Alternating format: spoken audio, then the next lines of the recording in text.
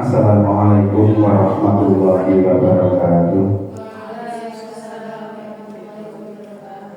Alhamdulillah dan juga ibu gurunya, karena panjenengan sedaya sudah meluangkan waktunya untuk hadir di sini dalam rangka yaitu memenuhi program kegiatannya dari Bu Atik.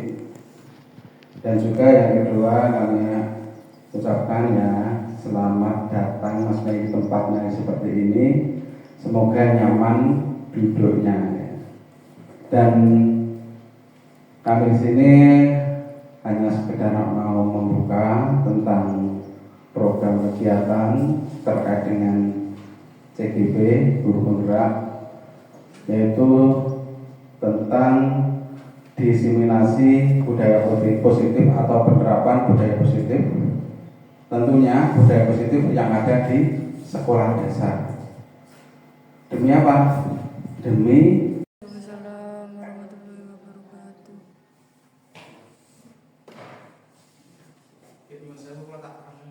Assalamualaikum warahmatullahi wabarakatuh. Assalamualaikum warahmatullahi wabarakatuh.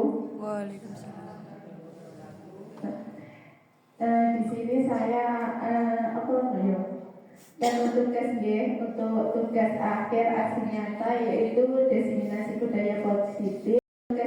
Untuk tugas akhir aksi nyata yaitu diseminasi budaya positif untuk pengerjaan CGP yang saya lakukan, ya. Terima kasih untuk Bapak Ibu guru, Ibu-ibu, terima kasih sudah meluangkan waktunya untuk kegiatan siang hari ini.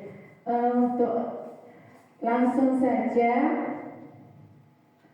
sebelum kita mulai, kita buat kesepakatan kelas. Saya mengajukan kesepakatan kelas seperti yang tertera di papan. Bagaimana kesepakatan kelas kita, apa ada yang kita rubah atau kita lanjut? Monggo. Niku acara menjaga kebersihan ruangan. Seluruh peserta memiliki kesempatan untuk berpendapat. Nanti jika ada tanya jawab atau apapun, seluruh peserta itu bisa berpendapat. Terus boleh makan diskusi dengan santai. Ya, diskusinya nanti kita santai mawon, betul usah tegak-tegak, ya. Untuk kesepakatan kali ini yang saya ajukan bagaimana? Bisa disetujui Bapak Ibu? Ya, kalau kita sudah setuju kita lanjut mawon, ya.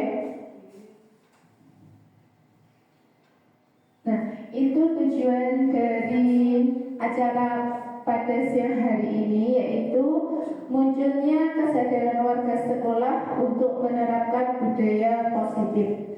Terus yang kedua, terbentuknya motivasi intrinsik pada diri peserta didik dengan meyakini nilai-nilai kebijakan universal. Terus yang ketiga, terbentuknya peserta didik yang sesuai dengan profil pelajar Pancasila.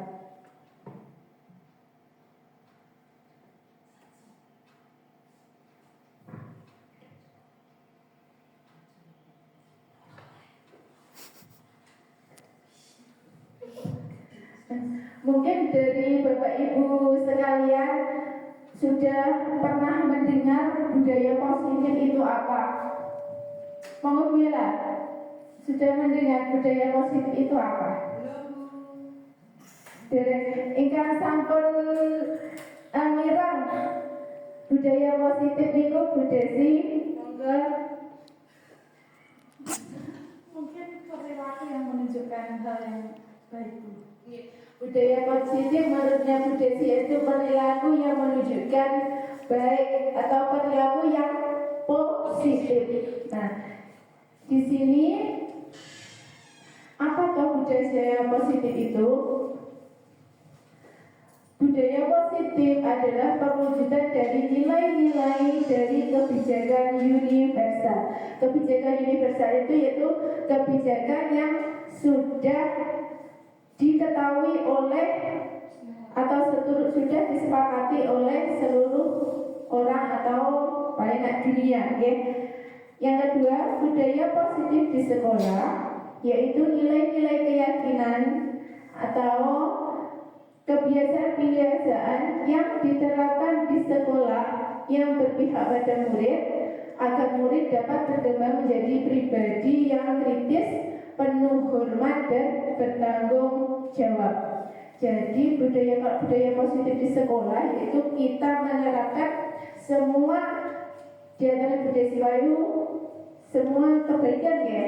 Nah itu juga semua kebaikan, semua tindakan yang positif yang ada di sekolah.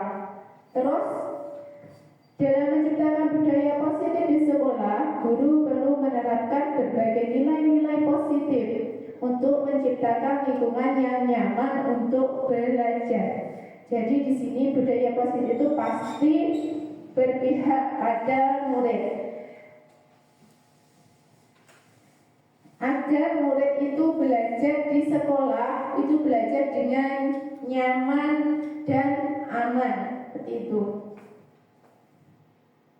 Nah, untuk nanti materi apa saja yang kita bahas dalam pertemuan kali ini, yaitu nanti ada perubahan paradigma belajar, terus disiplin positif dan nilai-nilai kebajikan universal, motivasi perilaku manusia, nanti juga keyakinan kelas, kebutuhan dasar, posisi kontrol restitusi, serta segitiga restitusi.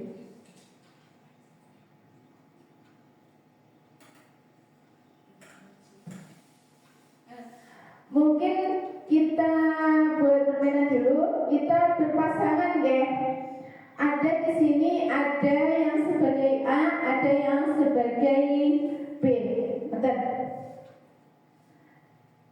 Monggo silakan berpasangan dulu.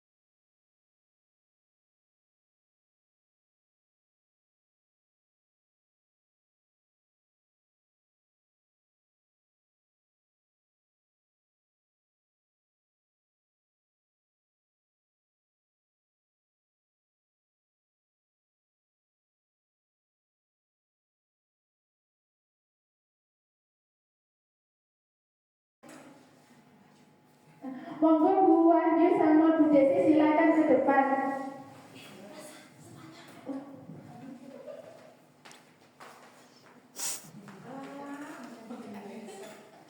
Di sini Bu Desi minta yang A atau yang B?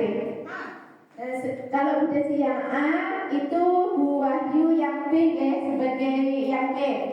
Di sini yang A, Bu Desi tugasnya mengepalkan salah satu tangan Anda. Salah satu tangannya digenggam.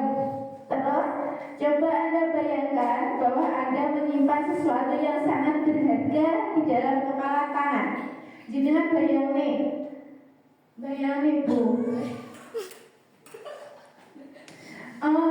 Yang Anda genggam ini sesuatu yang berharga bagi jenengan.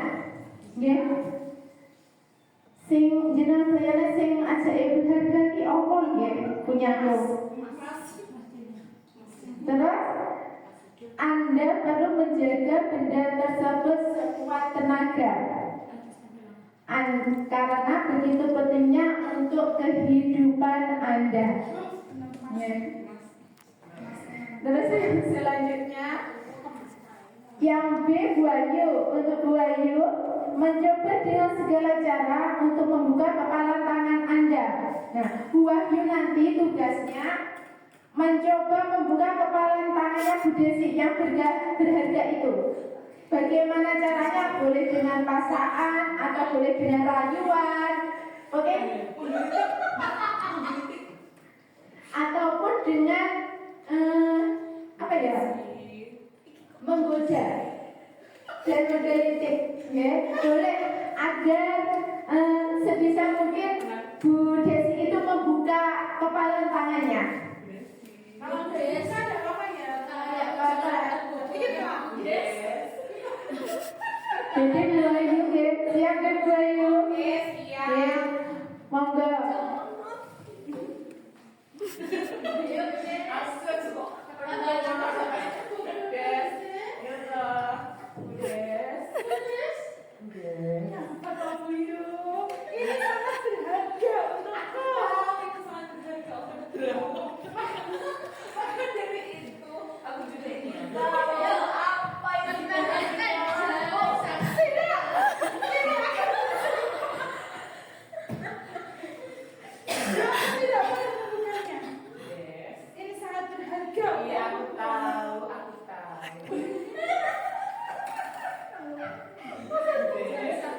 Demi kebaikan kita berdua.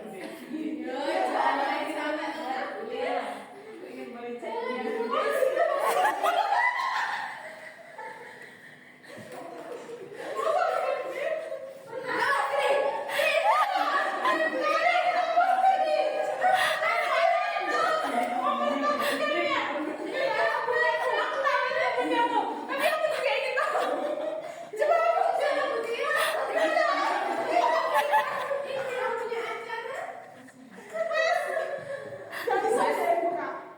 Bu Ayu sudah menyerah. Belum? Kamu punya apa bisa waktu? Aku punya apa saja? Apa yang kamu mau aku bisa beri? Jangan memaksaku. Aku ingin memaksaku. Aku masih punya tenaga.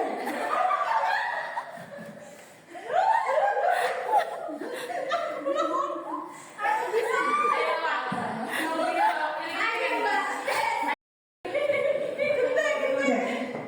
Kira-kira tadi ada dengan rayuan juga ada sedikit paksaan ya. Kira-kira yang Bu Desi bayangkan tadi genggam apa? Sesuatu yang berharga jadi emas. Kenapa kok emas begitu berharga buat Bu Desi? Karena emas itu cincin kawin Bu. Emas Beni, suami itu ya. Berarti sesuatu yang paling berharga buat Bu Desi itu adalah suami tercinta.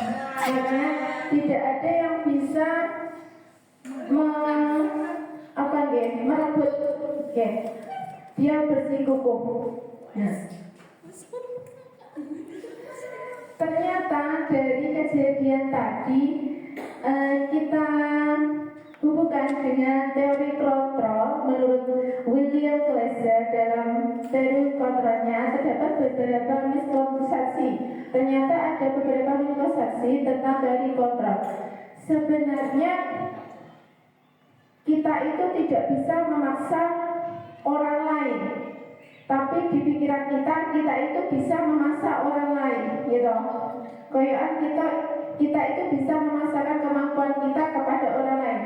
Nyatanya kita itu tidak bisa memaksa, tapi orang lainlah itu yang bersedia mengikuti kemauan kita, seperti itu. Yang pertama yaitu ilusi bahwa guru mengontrol siswa. Pada dasarnya guru tidak dapat memaksa siswa untuk berbuat sesuatu. Jika siswa tersebut memilih tidak melakukannya, walau guru tampaknya sedang mengontrol perilaku siswa, tetapi sebenarnya siswa sedang mengizinkan dirinya untuk dikontrol. Misalkan murid kita suruh, ayo buang sampah itu di tempat sampah. Sebenarnya kita tidak bisa mengontrol siswa untuk membuang sampah itu, ya. Tetapi siswa itulah yang memiliki kesadaran atau memiliki kemauan untuk melaksanakan apa yang kita mau. Tetap berarti yang mempunyai kontrol itu adalah diri kita sendiri. Yang kedua, semua penguatan positif, afektif, dan bermanfaat. Penguatan positif merupakan bentuk-bentuk kontrol untuk mempengaruhi siswa agar mengulangi suatu perilaku tertentu dalam jangka waktu tertentu. Kemungkinan siswa tersebut akan menyadarinya dan mencoba untuk menolak bujukan guru, atau mungkin akan menjadi tergantung pada pendapat guru untuk berusaha. Terus yang ketiga, ilusi bahwa kritik membuat orang merasa bersalah dapat menguatkan karakter. Menggunakan kritik dan rasa bersalah untuk mengontrol siswa membuat siswa menuju identitas yang gagal, karena secara tidak langsung mengajak mereka belajar untuk merasa buruk tentang dirinya. Sebenarnya mungkin saya pribadi sendiri pun sering mengkritik siswa, padahal itu nilai negatifnya nanti berpengaruh kepada anak, malah dia merasa minder atau merasa buruk tentang dirinya. Mereka berpikiran buruk tentang diri mereka sendiri. Yang keempat, orang dewasa memiliki hak untuk memaksa. Perilaku yang memaksa tidak akan efektif untuk jangka waktu yang panjang dan bahkan dalam membentuk suatu permusuhan. Jadi memaksa itu tidak efektif apabila untuk kepentingan anak, ya. Karena dalam jangka panjang itu mungkin anak akan berpikiran bagaimana, ya,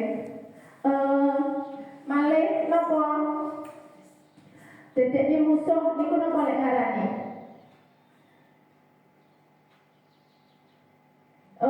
Yang masa yang dipaksa itu menjadikan musuh untuk anak itu, berarti malih nopo nggih dititeni ngoten niku lho, seperti itu.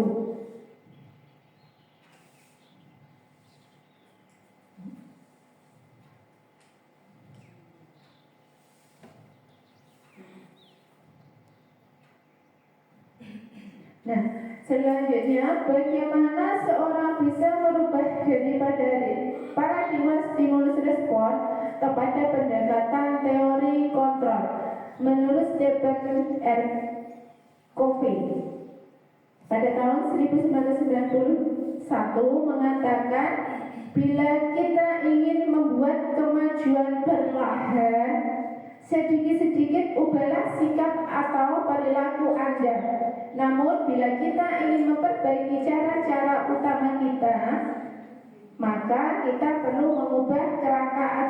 realita. Ubahlah bagaimana Anda melihat dunia, bagaimana Anda berpikir tentang manusia. Ubahlah paradigma Anda, skema pemahaman dan penjelasan aspek-aspek tertentu tentang realitas. Nah, kalau kita ingin mengubah, ingin melihat murid kita baik, maka perbaikilah diri kita sendiri dulu. Ubah diri kita sebaik mungkin. Seperti itu. Terus sebagaimana kita gambarkan ya, kita melihat sekolah. Di sekolah itu ada apa saja sih? Gedung, terus ada apa lagi? Nah, Bu Yuni melihat gedung, Bu Ella melihat lapangan. Terus ada apa lagi? Ada bu guru, ada murid, ada siswa ya.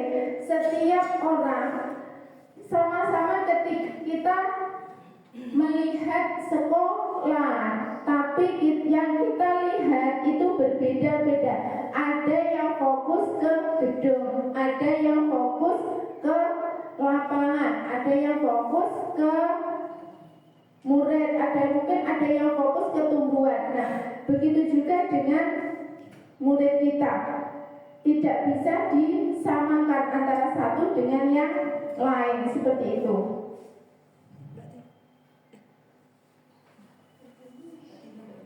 Selanjutnya, bila kita merubah stimulus respon menjadi teori kontrol, yaitu realitanya kebutuhan kita sama, tetapi kenyataannya kebutuhan kita berbeda. Setiap orang itu memiliki kebutuhan yang berbeda-beda.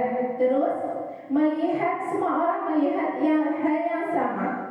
Setiap orang memiliki gambaran yang berbeda. Jadi seperti diibaratkan tadi sekolah tadi, Bu Yuni melihat gedung, Bu Ella melihat lapangan. Sama-sama kita melihat satu sisi, yaitu di sekolah, tapi yang dilihat itu berbeda-beda. Kita tidak bisa menyamakan antara satu dengan yang lain. Selanjutnya ke materi, apa makna dari disiplin? Disiplin itu apa sih? Seperti itu. Mungkin disiplin itu berasal dari bahasa Latin, yaitu disiplina, yang berarti belajar. Jadi kalau kita ada kata disiplin, berarti intinya sama dengan belajar. Dalam budaya kita, makna disiplin dalam lingkungan kita, disiplin itu menjadi sesuatu yang dilakukan seseorang pada orang lain untuk mendapatkan kepatuhan. Kita cenderung menghubungkan kata disiplin dengan kata ketidaknyamanan. Karena selama ini disiplin itu paksaan, kayak maksa nih kan ngoten. Nah, yang kedua, disiplin menurut Ki Hajar Dewantara yaitu diperlukan untuk menciptakan murid yang merdeka. Yang kedua, disiplin yang dimaksud adalah disiplin diri yang memiliki motivasi internal.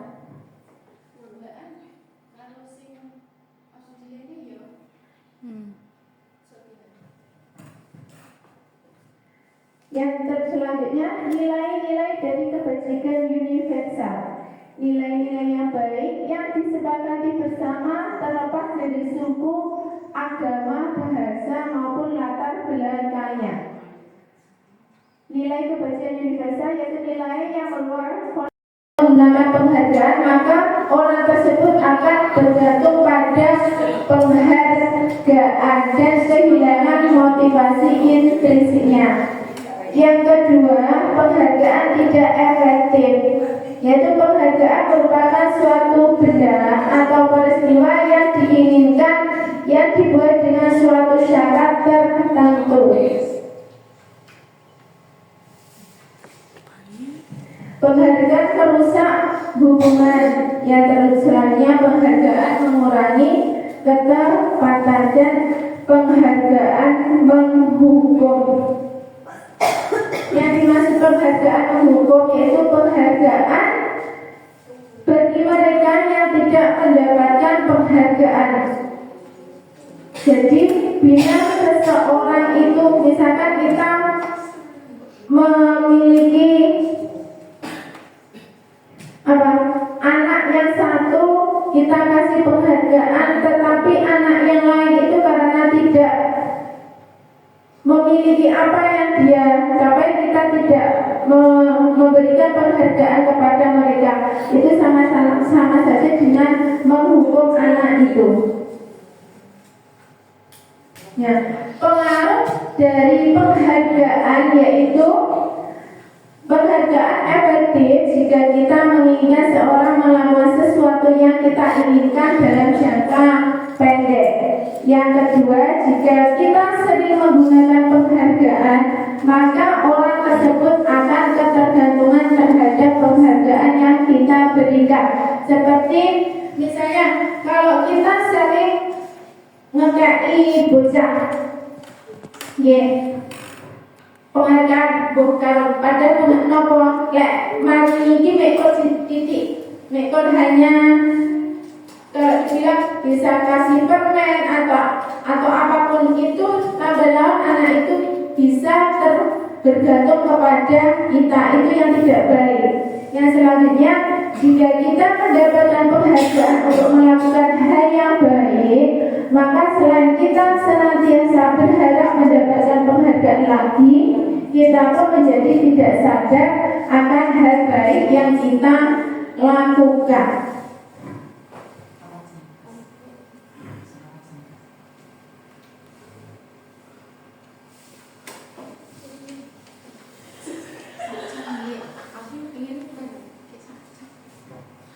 Selanjutnya, keyakinan kelas. Kenapa kita keyakinan kelas, tidak peraturan kelas? Seperti itu. Kenapa? Kenapa kita harus keyakinan kelas? Kenapa kok tidak dibuat peraturan kelas saja? Peraturan sering dilanggar. Kalau Betul. kita meyakini yang harus dipatuhi. Ya, kalau Bu Desi monggo.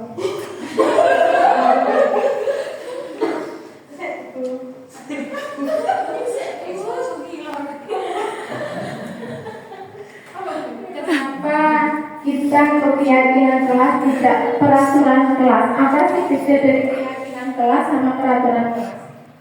Seperti yang dikatakan sama Bu Yuni, kalau peraturan kelas itu kan seringkali kita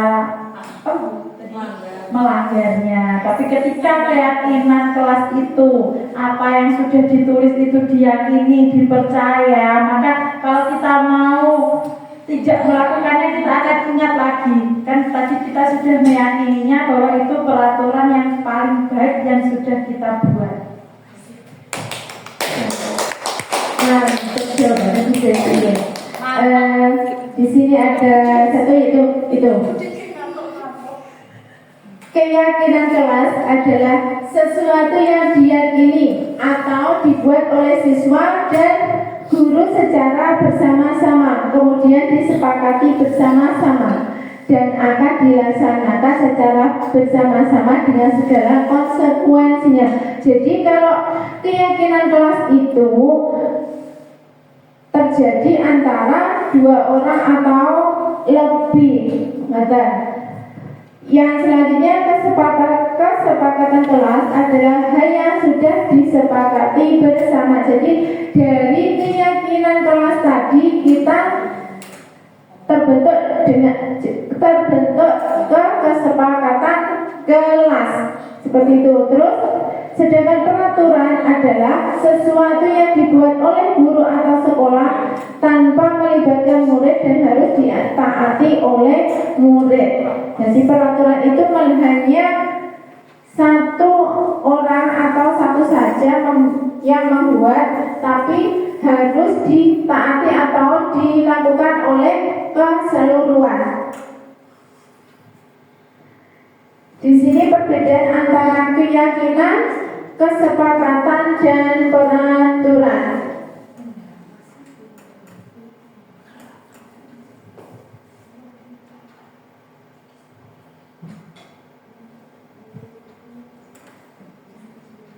Nah, di sini ada contoh kesepakatan kelasnya. Mendengarkan ketika guru atau teman berbicara. Terus keyakinan kelas. Kalau kesepakatannya kelas itu mendengarkan ketika guru atau teman berbicara, kesepakatan kelasnya nilai-nilai universalnya termasuk yang mana? Kalau mendengarkan ketika guru atau teman berbicara, yang mana G? Termasuk yang mana? Itu menghormati diri sendiri dan orang lain, saling menyayangi, beriman, disiplin, bertanggung jawab dan menghargai teman. Ketika mendengarkan guru itu menghormati diri sendiri dan orang lain. Mendengarkan ketika guru atau teman berbicara bisa masuk ke menghormati diri sendiri dan orang lain atau menghargai teman. Ketika kita berbicara, kita mendengarkan itu sama dengan kita menghargai. Terus yang kedua, mengangkat tangan ketika ingin berpendapat.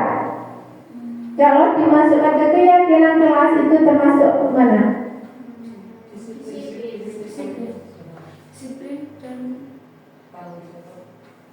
Disiplin ya.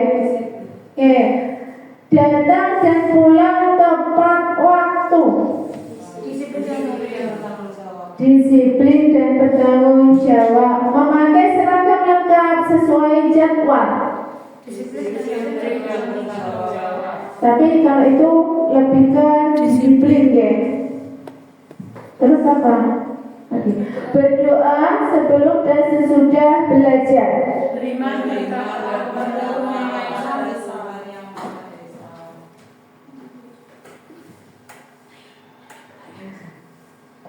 Tidak mengganggu teman pada saat beribadah. Termasuk beriman dan tidak menyontek ketika ulangan. Tanggung jawab beriman kepada Tuhan yang Maha Esa. Kalau tidak menyontek ketika ulangan berarti termasuk yang paling masuk itu bertanggung jawab. Yang kedua yang selanjutnya membantu teman yang kesulitan. Serta sifat-sifat positif manusia yang merupakan tujuan mulia yang ingin dicapai setiap individu.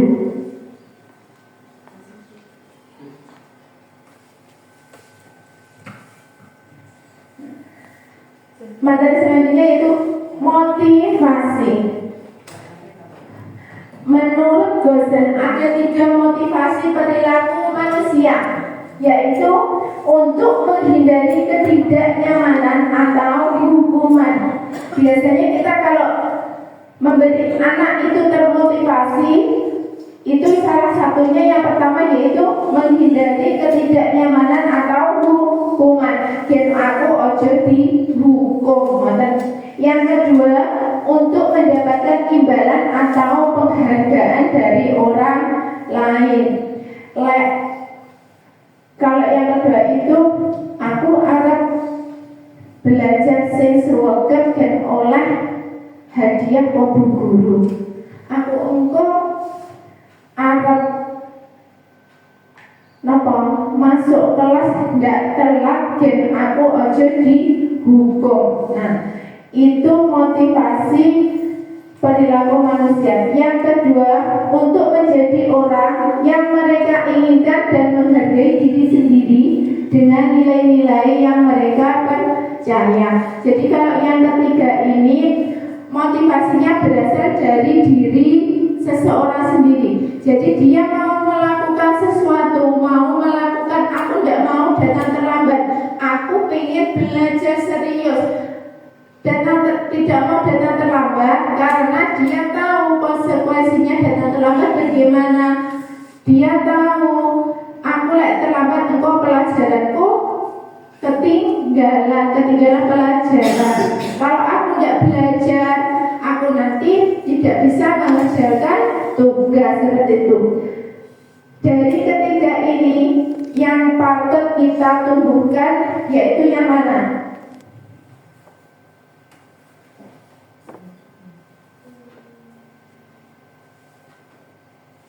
Mungkin yang ketiga, karena yang 1, 2 itu termasuk motivasi ekstrinsik yang selama ini kita mungkin bukan hanya saya sendiri, tapi motivasi ekstrinsiknya kita masih terapkan ya, seperti itu. PR kita yaitu menumbuhkan motivasi intrinsik dari siswa itu bagaimana, karena menumbuhkan itu tidak hanya 1 bulan atau 2 bulan, tapi selamanya. Motivasi intrinsik harus kita tanamkan ke anak, seperti itu.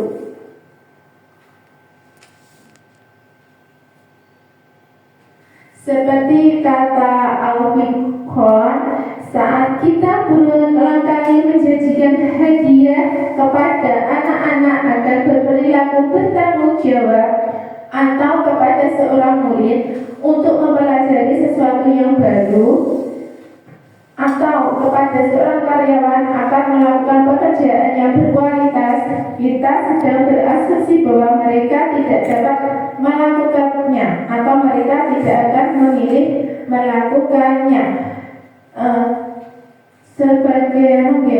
Sebagai contoh, kadang kalau tidak ada motivasi ekstrinsik, mungkin kadang kita berpikiran anak-anak itu tidak semangat yang nonton. Sebenarnya tidak dikatakan salah ya salah, karena itu nantinya munculnya motivasi intrinsiknya anak itu tidak akan muncul dengan sendirinya seperti itu. Kalau kadang ya ada enak hadiahnya pada bu, lah aku ngelakoni kan seperti itu kan. Kadang anak seperti itu. Nah, bagaimana caranya kita nanti merubah sedikit-sedikit agar anak itu motivasi intrinsiknya keluar.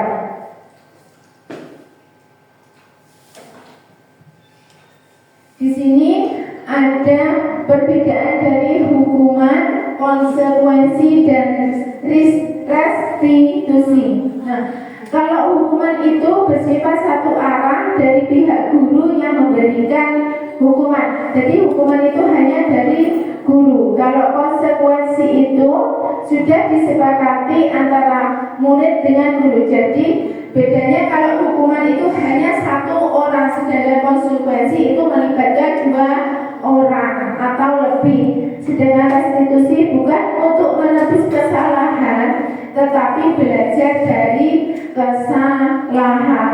Yang kedua, kalau hukuman tanpa melalui suatu kesepakatan, sedangkan konsekuensi murid tidak nyaman dalam jangka waktu pendek. Ketika ada konsekuensi, mungkin murid akan jangka pendeknya itu merasa tidak nyaman seperti itu. Terus yang untuk restitusi, memperbaiki hukuman. Hukuman yang diberikan bisa berupa fisik maupun psikis. Kalau fisik itu biasanya lari-lari, atau kalau psikis itu bisa berupa perkataan yang menyakitkan. Yang konsekuensi berdasarkan suatu data yang umumnya dapat diukur. Kalau restitusi itu menuntut untuk melihat ke dalam diri, fokus pada solusi, terus mengembalikan murid yang berbuat salah kepada kelompoknya. Paling ideal kalau siswa yang berbuat salah itu pakai restitusi.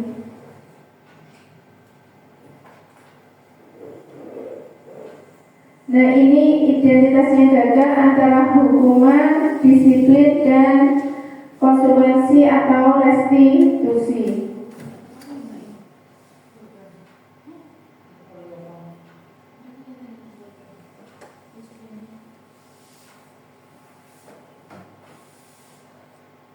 Dari sini Bu, itu ada 1, 2, 3, 4, 5, 6, 7. Mana yang yang termasuk hukuman dan mana yang termasuk konsekuensi.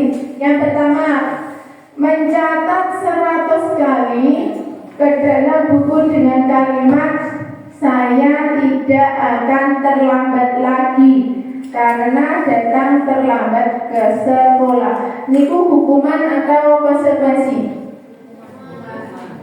Hukuman.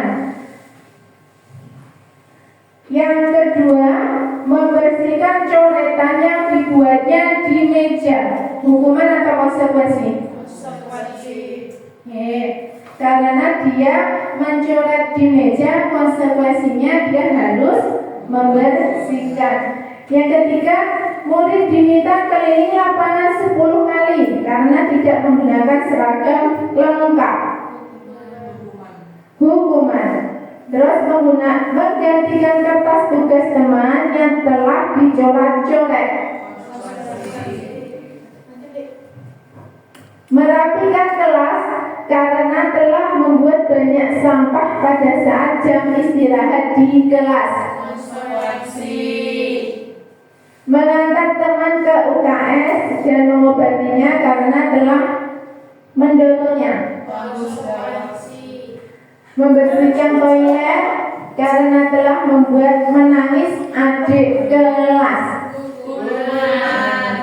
Kenapa kok disebut hukuman? Itu termasuk apa? Karena itu kan membuat menangis, terus kenapa kok harus membersihkan toilet? Itu termasuk dalam fisiknya kamu tadi.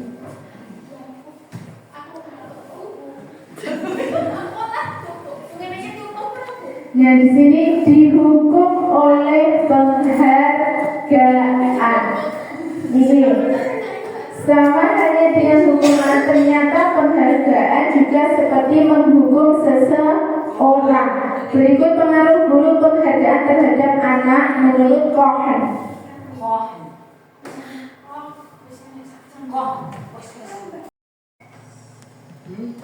Berkata sopan. Berkata sopan dan santun.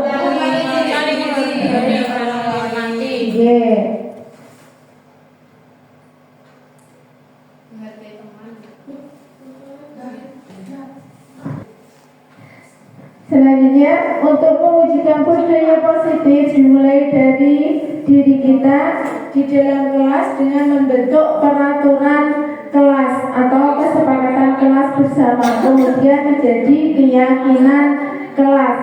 Selanjutnya, kemudian menjadi lingkungan yang positif dan budaya positif pula. Tentunya untuk menjadi budaya positif dimulai dari kita sendiri dengan hal yang paling kecil atau dengan hal yang sederhana menjadi sebuah kebiasaan. Intinya kalau kita membangun budaya positif itu harus dimulai dari diri kita sendiri dulu, ya. Materi selanjutnya yaitu 5 kebutuhan dasar manusia.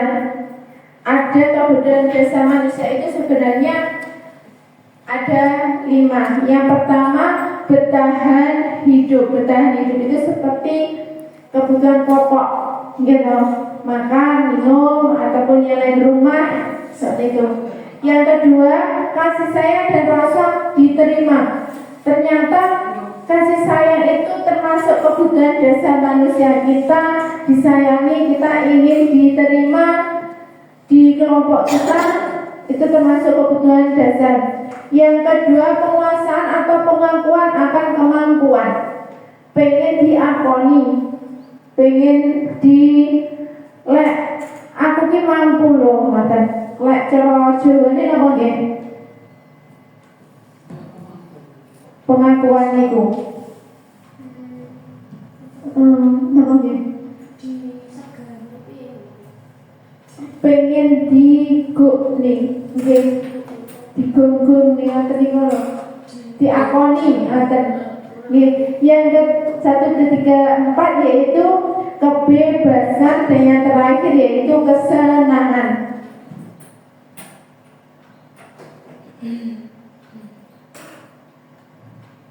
Nah, Mari identifikasi masalah berikut.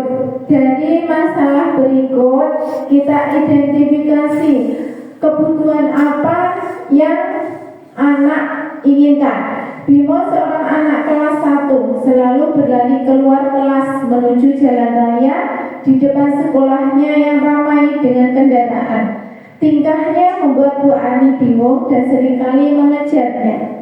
Ada beberapa kemungkinan jawaban yang diberikan Bimo. Identifikasi kebutuhan dasar yang ingin dipenuhi oleh Bimo jika respon Bimo seperti ini. Nah, kalau respon Bimo seperti ini, aku bosan belajar mewarnai terus di kelas. Berarti kebutuhan dasar apa yang ingin dipenuhi Bimo? Dari kebutuhan yang kelima tadi. Kesenangan. Aku bosan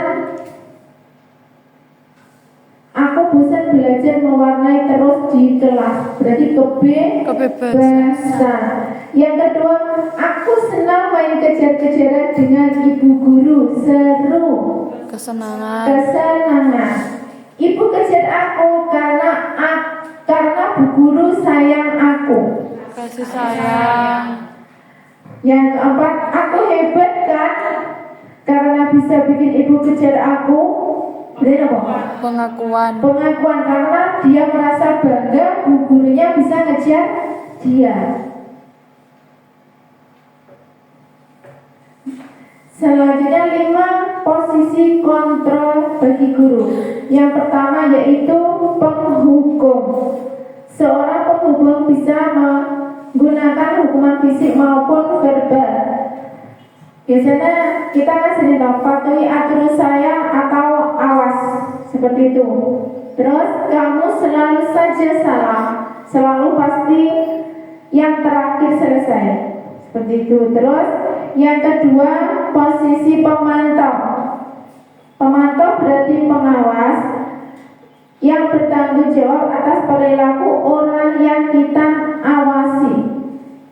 Posisi pemantau berdasarkan pada peraturan-peraturan dan konsekuensinya, yaitu menggunakan sanksi atau hukuman dan dapat memisahkan hubungan pribadi dengan murid sebagai seorang yang menjalankan posisi pemantau. Kalau pemantau itu bisa pernyataannya seperti yang di bawah ini. Apa itu? Peraturannya apa? Apa yang telah kamu lakukan? Selanjutnya, pembuat merasa bersalah. Jika kita ada anak didik kita yang melakukan kesalahan, biasanya posisi kontrol yang sering kita lakukan antara lain yaitu pembuat merasa bersalah. Kadang kan sebagai bu guru kita selalu gini, ibu sangat kecewa sekali dengan kamu. Kadang kita keluar dari kata-kata tersebut gitu. Terus gimana coba kalau orang tua kamu tahu kamu berbuat begini?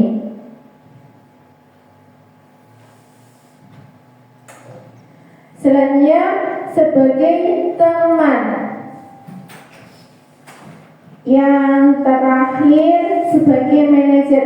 Sebagai manajer ini posisi yang paling ideal yang dilakukan guru kepada murid ketika mereka bersalah. Sebagai manajer kita tidak langsung menghukum anak, tetapi kita cari akar permasalahan kenapa anak berbuat hal tersebut. Jadi anak langsung bisa memecahkan masalahnya sendiri, kita bantu menyelesaikan masalahnya.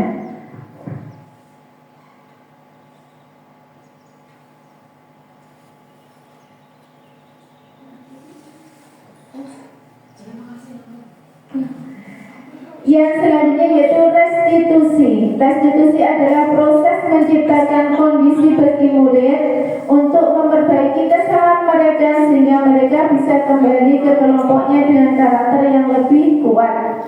Tujuan dari restitusi ini yaitu bukan untuk menyenangkan orang lain, akan tetapi atau untuk menghindari kenyamanan. Jadi tujuan restitusi ini yaitu menjadikan orang yang menghargai nilai-nilai kebajikan yang mereka percayai.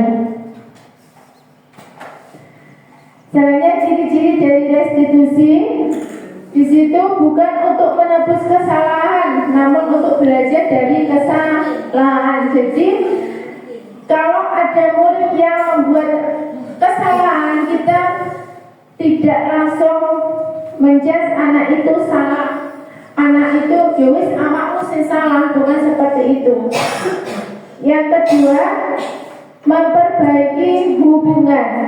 Jadi orang yang salah atau anak didik kita apabila berbuat salah itu kita gunakan restitusi untuk memperbaiki hubungan. Yang ketiga, tawaran bukan paksaan, menuntut untuk melihat ke dalam, mencari kebutuhan dasar yang mendasari tindakan. Terus cara yang paling baik, yang selanjutnya mengembalikan murid yang salah kepada kelompoknya.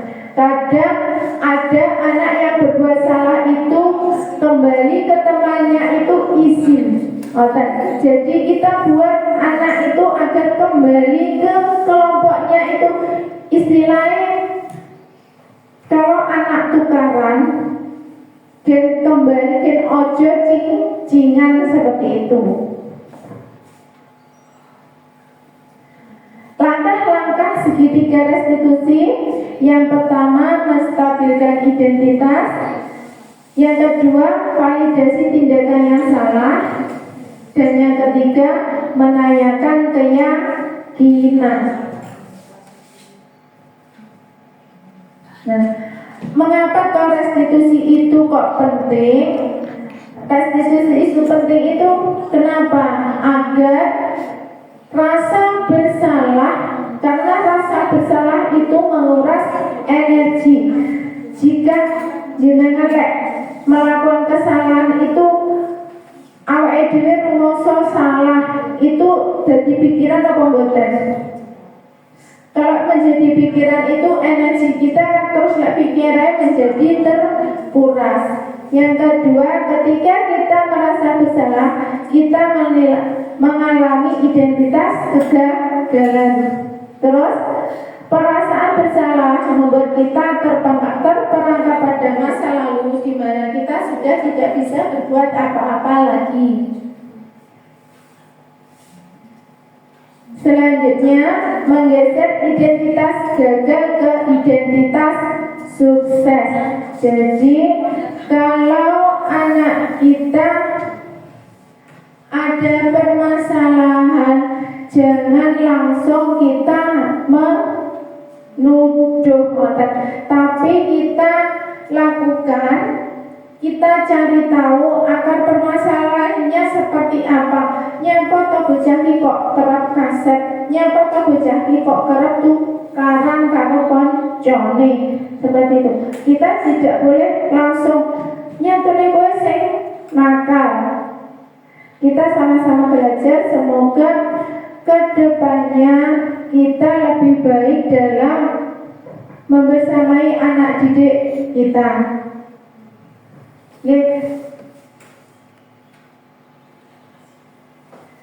Sekian itu tadi dari pembahasan materi pada siang hari ini. Terima kasih atas waktu yang diberikan oleh Bapak Ibu Guru. Saya mengucapkan banyak-banyak terima kasih. Wassalamualaikum warahmatullahi wabarakatuh. Waalaikumsalam warahmatullahi wabarakatuh.